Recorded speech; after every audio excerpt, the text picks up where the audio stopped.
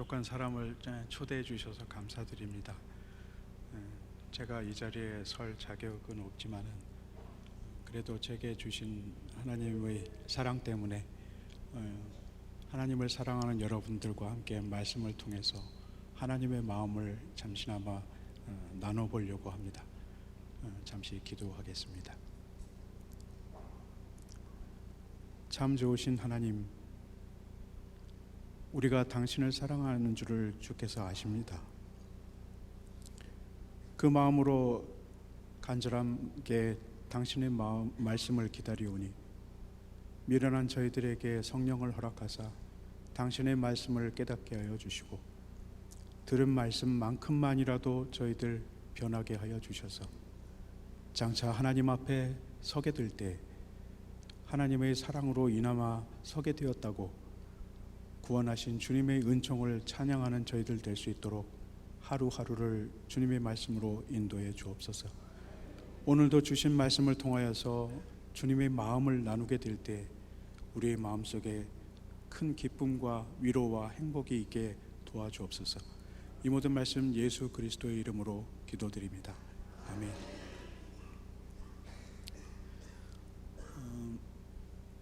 오늘 우리가 읽은 요한복음 17장 말씀은 예수 그리스도께서 제자들과 함께 마지막 유월절 식사를 하시면서 제자들 앞에서 하나님 아버지께 드린 기도입니다.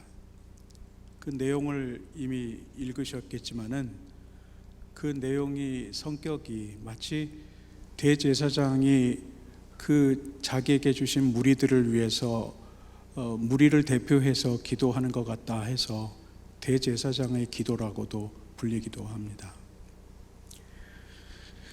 오늘 말씀을 통해서 우리가 특징적으로 보게 되는 것은 이런 것입니다. 나를 믿는 하나님의 자녀들이 내가 이 땅을 떠나더라도 이 세상에 남게 될 것이다. 그러나 그들은 내가 세상에서 미움을 받은 것처럼 그들도 미움을 받게 될 것이다. 이것은 그들이 진리 안에 있고 그 진리대로 사는 것이 세상의 사람들의 가치관과 다르기 때문이라고 말씀하십니다. 그럼에도 불구하고 예수님은 그들을 위해서 기도하시면서 그들이 거룩한 하나가 되어서 존재하게 될 것이고 또 그들이 그렇게 삶으로 인해서 하나님께 영광을 돌리고 하나님의 영광을 세상에 선포하게 될 것이다 라고 말을 합니다. 우리는 그 하나됨이라고 하는 그 말씀을 좀 생각해 봐야만 합니다. 우리는 하나됨이라고 하는 것을 다른 의견은 하나도 없이 오직 하나만의 의견으로 통일된 것을 얘기하기도 합니다. 그러나 성경에서 얘기하는 것은 오히려 그 반대입니다. 교회는 여러 배경을 가진 사람들이 모여 있고 그래서 여러 다른 생각이 존재할 수 있으나 그럼에도 불구하고 그 다른 것이 틀린 것이 아니라 서로가 서로를 용납하는 사랑으로 인해서 일치되는 그런 모습을 보이게 된다고 얘기하죠. 그리고 그 일치됨이 지향하는 것은 하나입니다. 그 일치된 하나의 목표는 예수님의 형상을 보여주는 것입니다. 교회가 예수의 형상을 보여준다. 또 교회가 세상으로부터 미움을 받을 것이다 하는 말이 사실은 익숙하지 않습니다. 우리는 예수를 믿고 하나님 말씀대로 열심히 살다 보면 세상 사람들에게 칭찬을 받을 것이라고 생각을 하죠. 하지만 예수님이 오늘 말씀에서조차도 얘기하시려고 하는 것은 저 사람들이 내가 살던 방식으로 살았기 때문에 세상에서 미움을 받을 것이다 라고 말을 해요. 그것은 요한복음 1장에서도 이미 얘기가 되어 있어요. 세상에 어둠이 있었는데 그 어둠을 비치는 빛이 나타났어. 그렇게 해서 세상 사람들이 빛을 보면서 감사하고 기뻐해야 되는데 오히려 그 빛을 미워해. 예수님의 죽음이 이미 예고되어 있는 것이죠. 그런데 왜 그럴까요? 미워하는 이유는 하나밖에 없어요.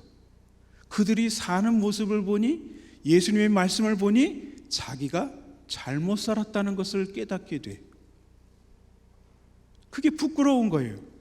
부끄럽다 보니 차라리 저걸 죽여서 우리가 사는 것이 정당하다는 것을 입증해 보고 싶은 거죠.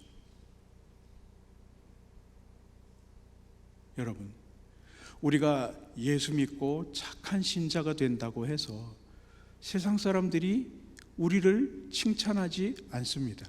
물론 가끔 가다가 우리 선한 행실을 보고 칭찬하긴 할 것이에요. 그럼에도 불구하고 기본적으로는 세상이 우리를 미워할 수밖에 없어요. 왜일까요? 우리 살아가고 추구하는 가치관이 세상 사람들을 부끄럽게 만들 정도의 다름이 있기 때문입니다. 저 사람들을 살아가는 걸 보니 저렇게 사는 것이 맞을 것 같기는 해. 그렇지만 생각해 보니 나는 그렇게 살지 못하고 있어. 구원받을 사람들 같으면 그걸 부끄러워하고 회개하고 우리가 믿는 그 진리대로 돌아와야 되는데 사람들은 그렇게 하지 않아요. 왜 그럴까? 세상 사람들이 볼 적에 우리가 사는 대로 살았다가는 손해보고 고통당하고 힘들 것이 뻔히 보이기 때문입니다. 어떻게 우리가 예수를 믿지 않고서도 원수를 사랑할 수 있고 재물을 사랑하지 않을 수가 있고 힘든 사람과 약한 사람들을 돌보지 않을 수가 있겠습니까? 어느 누구도 할 수 없어요. 그게 바른 길이라고 인정할지언정 그걸 따라갔다가는 내가 손해볼 것이 뻔히 보이기 때문에 그렇게 하지 못한다는 것이죠. 그러니 우리는 한편으로 하나님께서 가르치신 대로 선한 행실을 해야만 하지만 그 결과가 항상 우리가 칭찬받고 인정받는 것으로 결말지어질 것이라고는 기대를 크게 하지 않는 것이 옳다는 것입니다. 다만 우리는 하나님께서 그렇게 사는 것이 옳기 때문에 그렇게 산다고 생각하고 그 결과가 무엇이든지 묵묵히 감당하며 이 세상을 살아가는 것이 맞다는 것이죠. 어쨌든 오늘 남겨진 무리들을 위해서 예수님께서 기도를 통해 보여주시는 것이 있죠. 하나됨. 그것은 목표가 하나라는 거예요. 그 목표를 우리는 여러 가지 말로 설명할 수 있어요. 그러나 저는 오늘 여러분들과 함께 도대체 예수님께서 남겨진 그 공동체가 고난 속에서도 거룩하게 구별되어 하나 되며 추구해야 되는 것이 무엇일까? 그것에 집중을 해보려고 합니다. 여러분, 우리는 쉬운 질문을 하나 해야 되겠습니다. 예수님께서는 도대체 이 3년 동안 공생애라고 일컬어지는 그 3년 동안의 시간 동안에 가장 힘들고 가장 중점적으로 하셨던 일이 뭐라고 생각하십니까? 물론 하나님 나라의 복음을 전하셨죠. 그러나 시간상으로 봤을 때 예수님의 사역을 하나로 특징 지어질 수 있어요. 예수님은 거의 대부분 자신의 시간 전부를 투자해서 병들고 고통당한 사람들, 가난하고 억울한 사람들, 한이 맺힌 사람들과 친구가 되어 그들을 고치고 그들을 위로하면서 사셨다는 사실을 기억해야 합니다. 우리는 그냥 그것을 구세주의 세상을 향한 사랑이라고 쉽게 얘기할 수 있겠지만은 우리는 적어도 그분이 그런 태도로 사셨다는 사실, 그것을 좀 더 깊이 생각해야 한다는 것이죠. 사랑을 이야기하는 말들이 얼마나 세상에 많습니까? 사랑을 얼마나 감동적으로 설명하는 책들이 많습니까? 그러나 그 모든 것들이 아무리 아름답고 우리에게 감동을 준다 하더라도 예수님의 사랑에서 이 부분을 잊어서는 안 됩니다. 그분은 병든 자를 위해서 오셨고 의원으로 오셨고 그들을 위로하고 치유하기 위해서 자신에게 주어진 그 금쪽 같은 시간들을 모두 사용하셨습니다.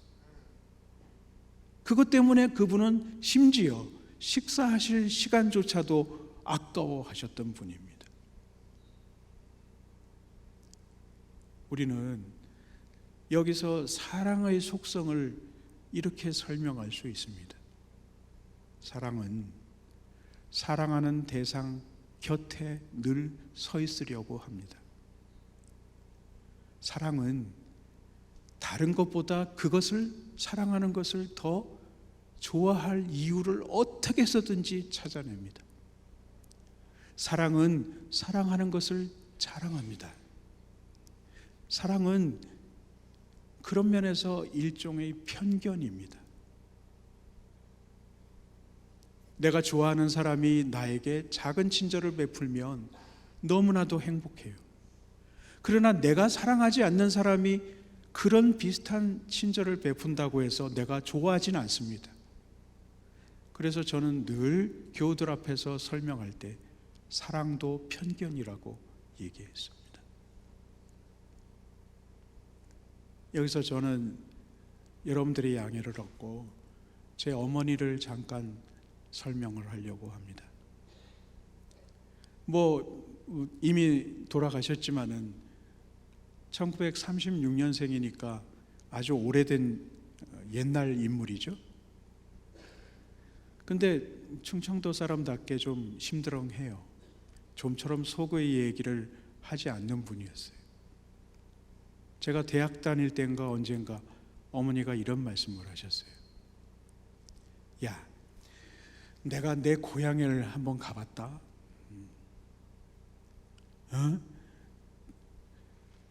그래서 그런데 우리 집에서 일하던 하인이 80이 넘었는데도 아직 살아계시더라. 그래서 근데 내가 왔다는 소리를 듣고 쫓아와가지고는 아가씨 하더니만 나를 업고서 우리가 옛날에 가지고 있던 땅을 둘러보면서 이게 다 아가씨 땅이었다고 얘기를 하더라고. 그게 결혼한 지 20년 만에 처음으로 시집 아닌 친정을 가서 겪은 일이었던 거예요.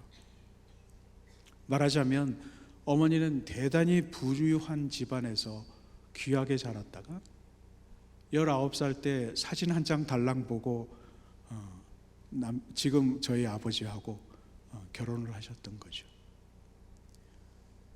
저희 아버지 제 친가도 부산에선 꽤 유명하고 잘 사는 집안이었습니다. 하지만 제가 태어나면서부터 상황이 전혀 달라졌어요.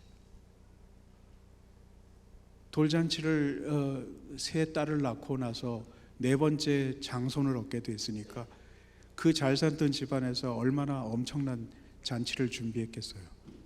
어머니 말씀대로 인용하자면 아마 보름 전서부터 음식을 하느라고 정신이 없었다고 얘기를 해요. 근데 돌 전날 갑자기 이 아들이 움직이지를 못하는 것을 보고 집안이 완전히 파산이 나버렸어요. 그 다음부터 어머니는 이제 고생길로 접어들게 된 거죠. 무슨 일이 있어도 나쁜 일만 생기면 저 며느리 저거 때문에 우리 집안이 이렇게 됐는가? 그리고 그렇게 편견을 가지고 어머니를 나쁘게 생각을 했던 이유는 아들 하나 예수 믿어서 고칠 수만 있다면 좋겠다는 소망 때문이었습니다. 할머니가 돌잔치가 파장이 난 다음에 점을 치러 가셨는데 큰 집 아들이긴 하지만은 분가를 시켜야 이 손자가 나을 것 같다고 얘기를 하니까 볼 것도 없이 아미동이 집이었는데 보수동으로 집을 내주셨어요. 그리고 이사간 집 뒷집에 산성교회라고 하는 교회를 다니시던 권사님이 살고 계셨는데 어머니를 보시고서 전도를 하셨어요. 당신 아들 예수 믿으면 나을 수도 있다고. 그리고 어머니는 일구월심 죽으실 때까지 아들이 낫기를 위해서 기도하셨습니다.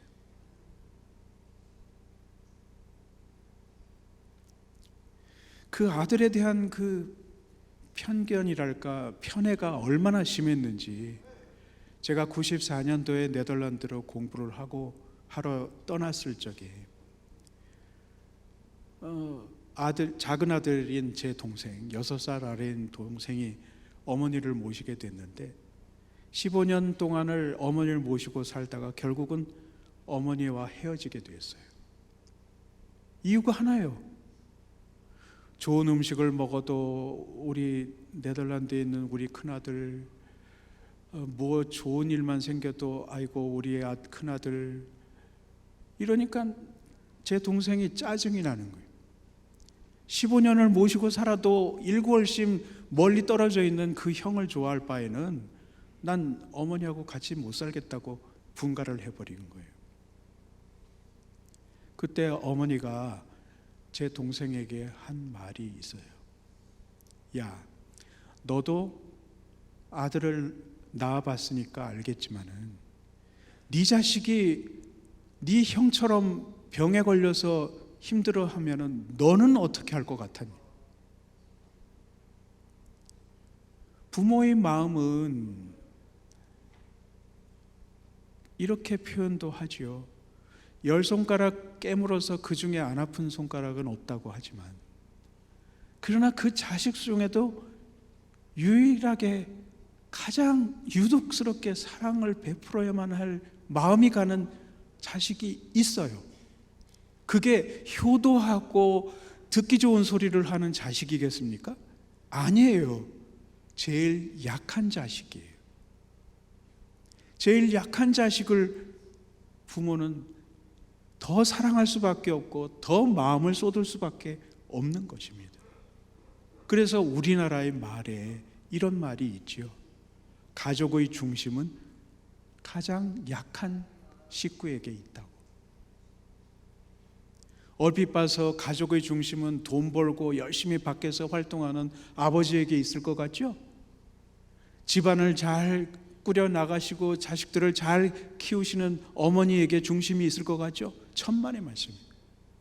가장 아프고 그래서 가장 보살펴야 되고 신경 써줘야 될 그 약한 자식에게 온통 모든 식구들이 관심을 갖고 그를 위할 수밖에 없는 거예요. 그것이 사랑의 속성입니다.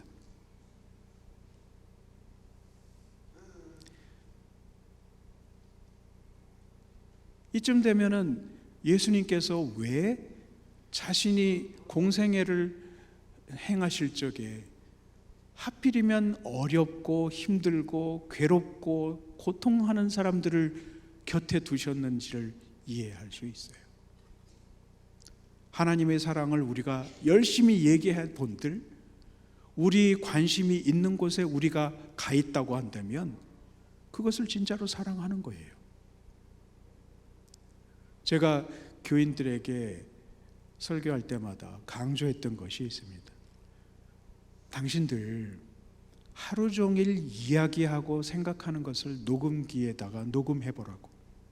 그래서 당신들이 하루 종일 하는 말 가운데 가장 자주 하는 말이 있다고 하면 그것이 당신들이 가장 중요하게 생각하는 단어일 거라고 말합니다. 여러분, 우리는 크리스찬으로 살면서 하루의 삶 중에 무엇을 가장 자주 이야기합니까? 혹시 자식? 혹시 자식들이 공부 잘하는 거? 혹시 아파트 시세가 오르고 내리고 하는 거? 여러분들이 그걸 가장 자주 얘기하고 있다면, 누구를 만나서 누구하고의 대화를 하는 가운데서 어떤 그런 얘기를 하고 있다고 하면 우리 관심사, 우리가 가장 중요하게 생각하는 것은 바로 그것입니다. 우리는 예배 드릴 적에 어떤 마음으로 예배에 참석합니까? 우리는 교회에 들어올 때 어떤 마음과 기대를 가지고서 신앙생활이라고 하는 것, 교회 생활이라고 하는 것을 하게 됩니까?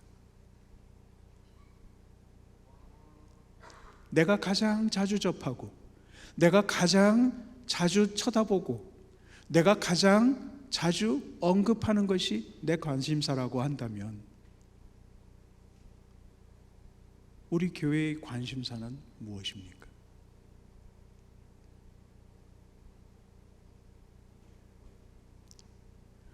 우리가 예수님의 마음을 사랑이라고 표현할 수 있고 사랑을 관심이라고 표현할 수 있다고 한다면 우리 교회의 관심사가 아무리 고상하고 아름다운 언어로 주보 겉면에 등장한다 하더라도 그것이 우리 교회의 진정한 관심사라고 얘기할 수밖에 없습니다. 오늘 우리는 사회복지국의 헌신예배로 드리고 있습니다.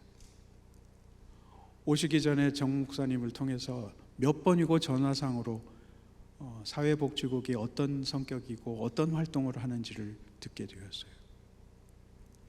사실 오늘 헌신예배를 위해서 소망부에 있는 분들께서 특송을 하셨을 적에 그리고 그 이전에 장로님께서 기도를 하실 때 이 교회가 어떤 교회였는지를 느낄 수 있었습니다. 특송을 할 적에 내가 굳이 이 얘기를 안 해도 되겠는데 라고도 생각을 했죠. 저는 그런 모습과 그런 분위기와 그런 관심이 오늘이 아닌 다른 주일에도 이어질 수 있기를 소망합니다. 사실 부모의 사랑을 설명할 적에 장애인을 자식으로 둔 부모들이 늘 하는 말이 있다고 알고 있죠. 저 아이가 죽은 다음 날 죽었으면 좋겠다. 그게 사랑이 아니고서 말할 수 있는 일일까요? 그런 마음으로 아픈 자식을 부여안고 살아가는 사람들이 얼마나 많습니까? 뿐만 아닙니다. 얼마 전에 기사를 보니까 65세 노인들의 비중이 점점 높아지는데 그 노인들의 53%가 장애인이래요. 물론 그 장애는 거의 대부분이 노인성 장애일 것입니다. 우리들이 연령이 평균 수명이 83세라고 하는데 교회가 원턴 원치 않든 우리가 원턴 원치 않든 장애인의 숫자는 그만큼이나 급격하게 늘어가게 될 것이에요. 물론 우리나라가 더 융성하게 잘 살게 되면 사회복지라고 하는 것이 많이 늘어날 수 있을 것입니다. 하지만 사회복지만으로는 충분하지 않아요. 사회복지는 시스템을 위해서 존재하는 것입니다. 한 사람 한 사람들의 아픈 마음과 고통을 받아주고 이해해주고 공감해주고 위로해줄 수 있는 것은 개인입니다. 그 일을 예수의 사랑을 이야기하고 그 예수의 사랑 때문에 가문도 별로 좋지 않고 믿어봤자 도움이 될 것 같지도 않은 우리를 위해서 십자가에 달리신 그 사랑 때문에 내가 구원을 받았다고 한다면 그 사랑을 체험한 우리가 예수의 마음을 가지고 예수의 심장을 가지고 그렇게 이 세상을 살아가야 하지 않겠는가 하는 것입니다. 저는 요즘 교회의 미래를 이야기하는 사람들의 말을 그닥 그렇게 진지하게 알아듣지 않습니다. 교회에 젊은이가 없다고 합니다. 심각한 문제이긴 합니다. 그래서 그들에게 복음을 전해야 한다고 말을 합니다. 맞는 이야기입니다. 그러나 사랑은 환경에 구속되지 않습니다. 지금 내 눈에 보이는 장애인들, 내 눈에 보이는 노인들에 대해서 관심도 베풀지 않으면서 내가 죽은 다음에나 있을 교회의 미래를 위해서 이야기한다는 것이 가당키나 한 얘기입니까? 오늘은 장애인들을, 오늘은 노인들을 섬겨야만 하고 그 사랑의 정신으로 교회가 정말 다른 곳이라고 느끼는 청년들이 들어와야만 그것을 통해서 교회의 미래가 보장이 될 것입니다. 그러니 오늘 우리가 할 일을 하는 것이 사랑의 진면목일 것이죠. 내 눈앞에 장애인이 보이고 내 눈앞에 어르신들이 보인다면 그것이 바로 내가 섬겨야 할 대상인 것이죠. 그래서 이 말을 할까 말까 망설이긴 했습니다만 처음 뵙는 담임 목사님을 언급해서 미안한데 앞으로 담임 목사님이 어느 곳에 제일 자주 가시는지를 한번 보세요.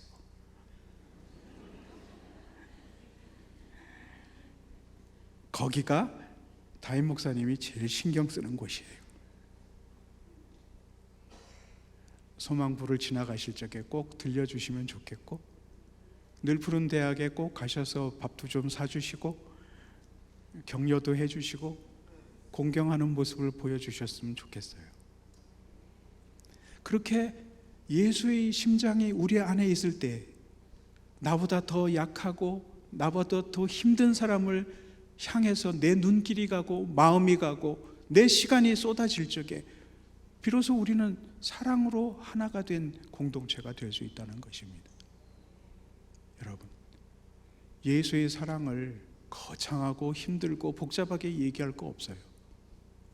사랑하기 때문에 거기에 있었고, 사랑하기 때문에 그들과 친구가 되셨고, 사랑하기 때문에 그들에게 시간을 쏟으셨고, 사랑하기 때문에 그들의 마음을 읽어주셨어요. 우리 교회가 그래야 되지 않겠습니까? 이 교회가 쉽지 않다는 것은 야고보 때도 있었습니다. 야고보가 뭐라고 얘기합니까? 잘 사는 사람이 오면은 아이고 바쁜데 오셔서 수고했다고 하면서 좋은 자리에 앉히고, 가난한 사람이 교회에 오면은 저 왜 왔어 오늘은? 그런다는 거예요. 그게 우리 인간의 본성이에요. 오늘 이 교회에 국회의원이나 국무총리가 오면은 어떨 것 같아요? 다들 일어서서 박수도 치고 한 말씀 하시고, 언제 보니까 또 꺼내면 이상하게 되는데 성찬식도 하고, 그게 말이 되는 소리입니까? 저도 이명박 대통령의 형님이 네덜란드에 왔을 적에 설교를 한 적이 있었어요. 뒤에서 떠들썩하게 그러거나 말거나 앉아 있으라고. 그냥 예수 믿는 사람일 뿐이잖아요. 예수의 위대함은 누구든 동등하게 여기는 것이고, 그 중에 더 약한 사람에게 관심을 쏟는 데 있어요. 세상과는 완전히 달라요. 힘 있고 권력 있고 영향력 있는 사람이 우대받는 것이 세상이라고 한다면, 더 낮고 더 약한 것에 관심을 쏟는 것이 기독교의 공동체입니다. 저는 오늘 여러분들에게 긴 말로 말씀드리지 않으려고 합니다. 위로와 감사의 말씀으로 오늘의 말씀을 맺고자 합니다. 여러분, 장애인을 자식으로 둔 거 부모의 잘못이 아닙니다. 죄인처럼 사실 이유가 없습니다. 그 자식을 위해서 내가 자식 죽는 꼴을 보고 다음날 죽겠다고 생각하시는 한은 여러분들이 교회 안에서 어떤 일을 하지 못한다 하더라도 바로 여러분들이 예수 형상을 입은 크리스찬들입니다. 이래봤자 교회에서 장로 되는 길도 아닌 소망부에서 봉사하는 것, 그거 쉬운 일 아닙니다. 그 아이가 언제 뭐 몇 년 후면은 선생님 덕분에 성공해가지고 위대한 인물이 됐다고 인사라도 할 것 같습니까? 지난주에 본 것보다 나빠지지만 않으면 다행인 것이 여러분들이 사역입니다. 그러나 힘이 잃을 필요가 없습니다. 가장 예수의 심장과 닮은 사역을 하고 계신 분들입니다. 여러분들의 수고를 예수님께서 위로해 주실 것입니다. 내 대신 그 아이를 맡아주어서 고맙다고 나중에 칭찬하실 것입니다. 오늘 죽느니 내일 죽느니 하는 분들을 만나기를 기뻐할 사람들이 어디 있겠습니까? 그 죽음의 고통 속에서 싸우고 있는 그 두려움과 공포의 시간에 그들을 위해서 위로해 주고 그들을 위해서 기도해 주려고 준비하시는 분들, 그분들의 마음이 심상치 않습니다. 그 마음이야말로 예수님의 마음입니다. 좋은 교회, 나쁜 교회가 있지 않습니다. 이 세상의 교회에는, 이 세상의 신자 중에는 예수를 닮은 사람이 있는가, 그리고 예수를 닮지 않았는가 하는 것이 중요한, 예수의 형상이 드러나는 곳이라면 하나님께서 기뻐하시는 교회이고 신자입니다.